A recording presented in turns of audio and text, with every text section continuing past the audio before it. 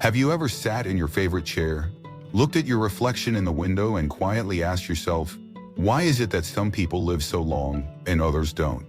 Not in a scared way, not desperate, but curious, reflective. I've asked myself that question many times, especially after turning 70. And the more I looked into it, reading medical journals, watching old friends pass, talking to doctors and caregivers, the more I realized something unsettling. Many seniors don't make it past 80. Not because of accidents or obvious illness, but because of quiet, hidden signs that we often ignore. I'm George, I'm 71, and what I'm about to share with you might be one of the most important conversations you'll hear today. Because these signs, they aren't loud, they don't come crashing in, they whisper, they creep. And by the time we notice them, it's often too late. But not for you. Not today. In this video, I'll walk you through the first 2 of 6 hidden health reasons why seniors like us begin to decline, often without realizing it. These are signs I wish I had known when I watched my brother Tom lose his strength year by year, until one morning he simply didn't wake up. Let's begin with the first sign, unintentional weight loss. Now you might say, George, isn't losing weight a good thing? That depends. If it's planned, maybe. But if the pounds are slipping away quietly without change in diet or activity, that's not a good sign. I remember a few winters ago my jeans started feeling loose. At first I thought maybe the fabric stretched. Then I realized my belt was on a new notch. That's odd, I thought. I wasn't eating less, I wasn't moving more, but I was losing weight. Slowly, week after week. Here's what I learned. After 70, the body's ability to process nutrients, especially protein, drops significantly.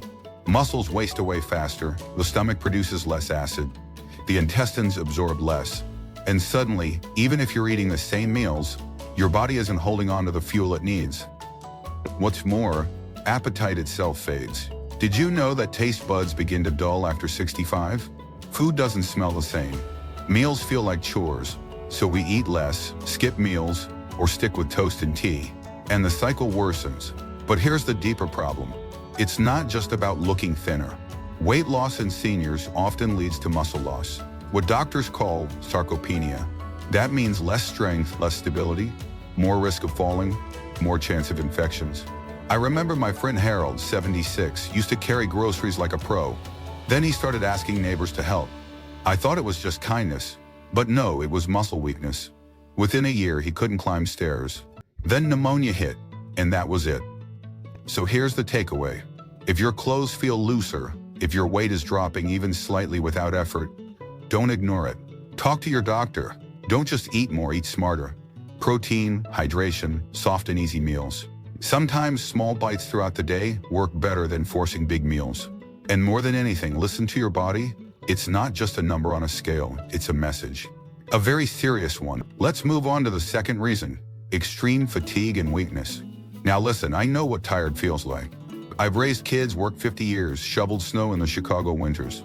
But what I'm talking about now, that's not tired. And sadly, it's more common than people admit. You see, as we age, our hearts pump less efficiently. That means less oxygen to our muscles, less fuel for our brains. Our mitochondria, the little power plants in each cell, slow down. The result? We don't recharge like we used to. When we were young, a bad night's sleep just meant an extra cup of coffee. Now, one rough night can throw off our whole week. What's worse, this fatigue triggers withdrawal, socially, emotionally. I saw this happen with my cousin Ray. He was the life of the party. Barbecues, poker nights, you name it. But after 73, he started canceling. Too tired, he'd say. At first we teased him. Then we got worried. He started missing birthday, stopped calling. Then one day his daughter found him sitting in the dark, fully dressed, just too drained to move.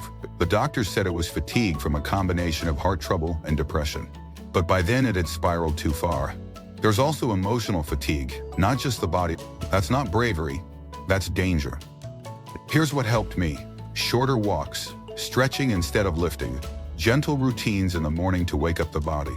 And more importantly, accepting help. Pride is important, yes, but living longer, that's more important. Ask your doctor for a full blood panel, thyroid, iron, B12, inflammation markers. Sometimes it's fixable, sometimes it's a sign. Either way, you need to know. Before we continue, let me pause for a moment. If you've made it this far, I want to thank you. You're not just listening, you're caring. You're taking ownership of your health, or maybe watching this for someone you love. Either way, I ask you please subscribe to our channel, Elderly Reflections.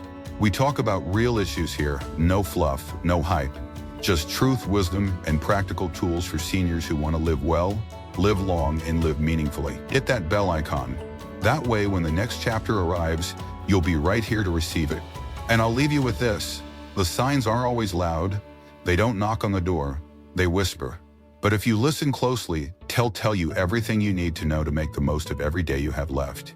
Because every day is a gift, and it's never too late to unwrap it. You care about your health, about your future, about the people you love, and that means you're the kind of person who pays attention when it matters most.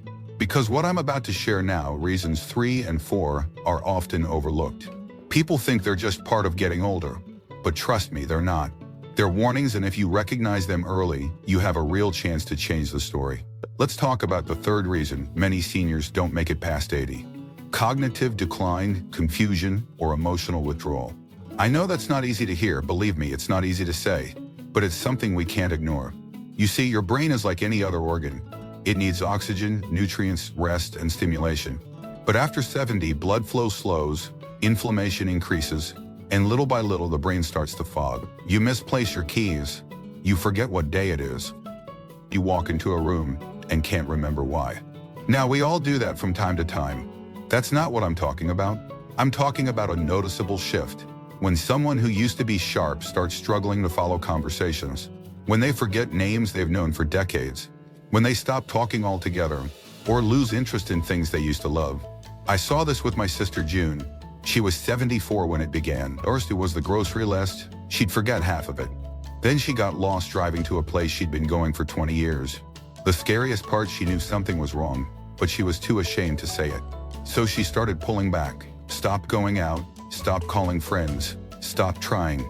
That's the danger, not just the memory loss, but the emotional retreat. The silence. Did you know that emotional withdrawal is one of the clearest signs a senior is entering the final stage of life? It's like the mind starts to close the door, slowly, gently. And if we don't intervene, if we don't bring comfort, structure, and support, that door shuts faster. So what can you do? First, don't argue. Don't correct or shame them. If someone forgets something, gently guide them. Keep routines simple. Use soft lighting, calm voices, familiar music. The brain may forget facts, but it remembers feelings. When my sister heard our childhood song playing, she lit up. Not fully, but enough. Enough to make her smile, and most importantly, watch for the quiet. If your loved one stops talking, stops reacting, don't just assume they're tired. It might be their way of saying, I'm fading, and they need you more. Now let's talk about the fourth reason. Frequent infections and slow healing. This one hits home for me. You see, after 70, the immune system takes a serious hit. Our white blood cells, our defenders, they get slower. They don't multiply as fast. And our skin, our first barrier of defense, gets thinner, more fragile. That means more colds, more UTIs, more pneumonia. And every small scratch, every bruise, it takes longer to heal. Let me tell you about Robert. He was 75, strong, still drove, still worked part-time, but one winter he got the flu. Just a normal flu, we thought. He rested, drank fluids, took his meds, but it lingered. Then came the chest pain, the hospital stay, pneumonia, and after that he was never the same. The spark was gone. He got infections every few months after that. Skin sores, eye infections, even a cut from gardening got infected. What doctors don't always say out loud is that, in seniors, the immune system sometimes doesn't bounce back. The body isn't just fighting germs, it's fighting time. And the more often the body gets sick, the more it uses its reserves. You lose weight, lose strength, and eventually lose the fight. That's why we need to be vigilant. If a senior you love is getting sick more often, listen to that. If their wounds aren't healing, even little ones, take it seriously. It's not just aging, it's decline. But here's the good news. You can help. Boosting hydration helps, so does nutrition, rest, and minimizing stress. But most importantly, reduce exposure. Clean environments, proper hygiene. Don't be afraid to say no to crowded gatherings during flu season. One infection can set you back months and worse. I also want to say this. Please don't ignore mental confusion during illness. When older adults get infections, the first sign is often confusion, not fever. If someone suddenly seems off, Dazed, sleepy, irritable. Check for infection. That confusion may be the only symptom you see. And if caught early, we're not just making videos. We're building a library of wisdom for seniors, caregivers, and families who care. You subscribing means more than numbers. It tells us this work matters, that these words are reaching the people who need them most. And if you've made it to the end of this part, tell me, where are you watching from? I'd love to know. Leave a comment, because we may be strangers, but we're walking the same road. And if we pay attention to these signs, maybe we can walk a little longer, a little stronger, together. If you've stayed with me this far, I want to tell you something, straight from the heart. Thank you. It means more than you know. This isn't just a video, this is a conversation. Between you and me. Between one soul who's been through it and another who still has time. And if you've ever lost someone suddenly, you'll understand why this matters. Because the last two reasons I'm about to share, the fifth and sixth hidden health signs, are among the most serious. They are often the final signs, the body's last messages. And if we understand them now, we might just buy more time. Not just days, but quality days, dignified days, days worth remembering. Let's talk about reason number 5. Changes in breathing or circulation. I'll never forget the first time I noticed this with my Uncle Charlie. He was 83, tough as nails, built like a farmer. But one morning I saw him sitting in his chair, just still. Not in a peaceful way, in a way that made the room feel heavy. His chest was rising slowly, then fast, then not at all for a few seconds. It scared me. He waved it off. Just tired, he said. But it wasn't tired. It was his body struggling to keep up. You see, in the final stage of life, the lungs don't work like they used to. Fluid can build up, the muscles used for breathing get weaker. You might hear gurgling, shallow breaths, or sudden gasps followed by silence. And circulation, that slows too. The hands get cold, the toes turn blue, the skin might look blotchy or pale. These aren't just surface things. They are signs that the heart is no longer pushing blood with strength. The lungs are no longer exchanging air with efficiency. And when these signs appear, it doesn't always mean death is immediate. But it does mean we're nearing the final chapter. And in that chapter, comfort becomes more important than correction. Elevate the head, use soft pillows. Keep the room quiet, warm, familiar. If they struggle to lie flat, let them rest upright. Speak gently. Hold their hand. Because in that moment, what they need most is not a solution, it's presence. Your presence. And now the sixth and final reason, loss of interest in the world. This is the one no one talks about. The one that creeps in so subtly that we mistake it for personality change. But it's not. When someone begins the final year of life, they often begin to let go not just of activities but of meaning. They stop reading the news, stop watching their favorite shows. They don't ask questions, don't engage. The garden goes untouched, the mailbox goes unchecked.